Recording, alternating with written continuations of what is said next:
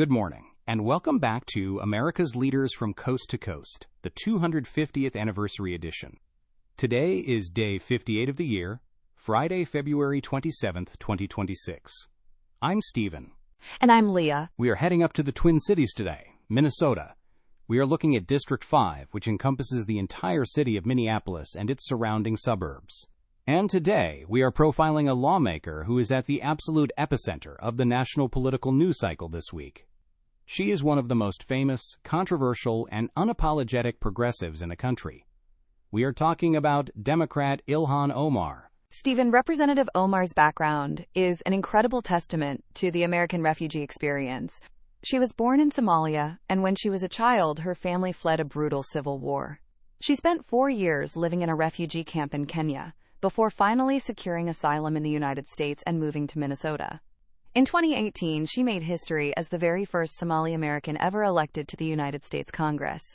Since the day she arrived, she has been a foundational member of the Progressive Squad, completely unafraid to clash with Republicans or even the moderate leadership of her own party. She truly operates as a progressive disruptor. In the 119th Congress, covering 2025 and 2026, she sits on the Committee on Education and the Workforce and the House Budget Committee. And her tenure in this current Congress has been incredibly combative. Just a few months ago, in September 2025, House Republicans, led by Nancy Mace, introduced a formal resolution to censure Omar and strip her of her committee assignments over controversial social media posts. The motion to table the censure narrowly passed by just one vote, 214 to 213, allowing Omar to keep her gavels. But the tension from that censure fight pales in comparison to what happened just 3 days ago. On Tuesday, February 24, 2026, the president delivered the State of the Union address, and it resulted in one of the most explosive, direct clashes between a president and a member of Congress in modern history. President Trump used a portion of his speech to highlight a massive, multi-billion-dollar federal welfare fraud investigation currently happening in Minnesota. During his remarks, he referred to the perpetrators of the fraud as Somali pirates and announced a new war on fraud. And Omar, representing the largest Somali-American community in the country, immediately fired back. She started shouting directly at the president from the gallery, yelling, "That's a lie," and calling him a liar. But the confrontation escalated even further when the president shifted the topic to his administration's new, aggressive immigration policies. Because in January of 2026, the administration launched Operation Metro Surge in Minneapolis. And during those localized ICE raids, 2 U.S. citizens were tragically shot and killed by federal officers. Exactly. So when the president demanded that lawmakers stand and applaud his immigration crackdown, Omar refused. Instead, she shouted across the House chamber, "You are killing Americans." The protests actually extended beyond Omar herself. Her invited guest to the State of the Union was Aliyah Rahman, a U.S. citizen and software engineer from Minneapolis, who had been dragged from her car by ICE agents in January.